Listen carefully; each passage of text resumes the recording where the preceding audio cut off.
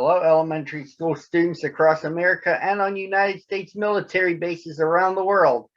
It's Michael T. Mondak reads, and I am the eponymous Michael T. Mondak back with you on a Wednesday to virtually read one picture book to you and your parents and your teachers. But I can't do it without a preview as to what I'll be reading.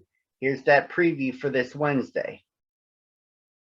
If you've ever watched an episode of Jeopardy, you'll know that you might have a champ who might win day after day and week after week, and then have his reign brought to an end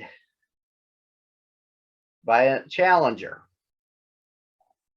Well, let's say that Dr. Seuss wrote a story almost in the same vein, where Yertle the Turtle was the champ, and a turtle named well below him named Mac was the challenger. Or Yertle wanted to continue his reign, and then Mac disrupted it. It's the storyline to a Dr. Seuss story titled Yertle the Turtle. Let's go. On the faraway island of Salamason, Yertle the Turtle was king of the pond. A nice little pond. It was clean. It was neat. The water was warm. There was plenty to eat. The turtles had everything turtles might need, and they were all happy. Quite happy indeed. They were.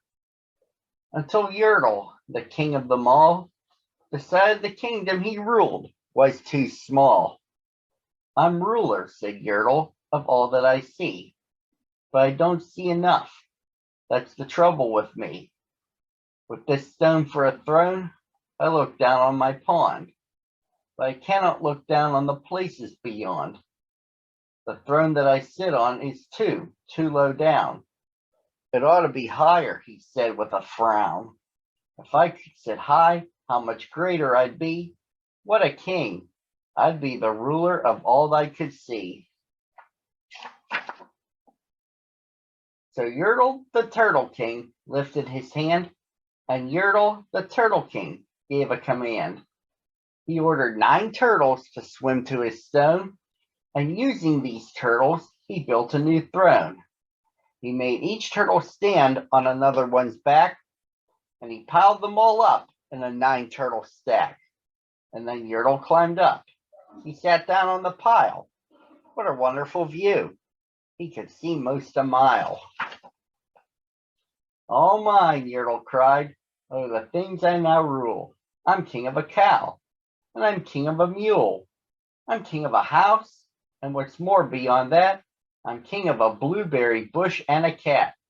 I'm Yertle the Turtle. Oh, marvelous me, for I am the ruler of all that I see.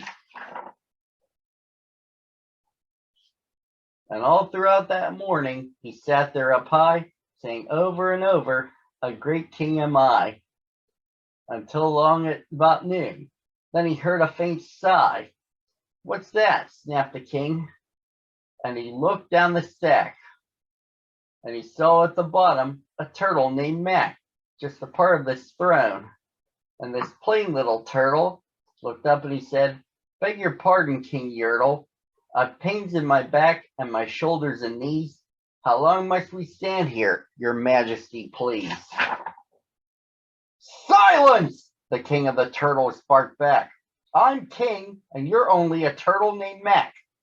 You stay in your place while I sit here and rule. I'm king of a cow, and I'm king of a mule. I'm king of a house, and a bush, and a cat. But that isn't all. I'll do better than that.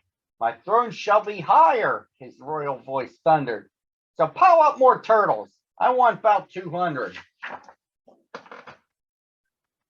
Turtles, more turtles, he bellowed and brayed. And the turtles way down in the pond were afraid. They trembled, they shook, but they came, they obeyed. From all over the pond, they came swimming by dozens, whole families of turtles with uncles and cousins. and all of them stepped on the head of poor Mac. One after another, they climbed up the stack. Then Yertle the Turtle was perched up so high he could see 40 miles from his throne in the sky. Hooray, shouted Yertle. I'm king of the trees, I'm king of the birds, and I'm king of the bees. I'm king of the butterflies, king of the air. Ah me, what a throne, what a wonderful chair.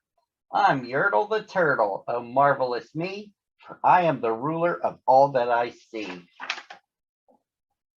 Then again from below, and that great heavy stack, came a groan from that plain little turtle named Mac. Your Majesty, please, I don't like to complain, but down here below, we are feeling great pain. I know up on top you are seeing great sights, but down at the bottom, we too should have rights. We turtles can't stand it. Our shells will all crack. Besides, we need food. We are starving, groaned Mac. You hush up your mouth, howled the mighty King Yertle. You've no right to talk to the world's highest turtle. I rule from the clouds, over land, over sea. There's nothing, no, nothing that's higher than me. But while he was shouting, he saw with surprise that the moon of the evening was starting to rise up over his head in the darkening skies. What's that? Snorted Yertle. Say, what is that thing that dares to be higher than Yertle the king? I shall not allow it. I'll go higher still. I'll build my throne higher. I can and I will. I'll call some more turtles. I'll stack them to heaven. I'll need about 5,607. But as Yertle the Turtle King lifted his hand and started to order and give the command, that plain little turtle below in the stack, that plain little turtle whose name was just Mac, decided he'd taken enough, and he had. And that plain little lad got a little bit mad, and that plain little Mac did a plain little thing.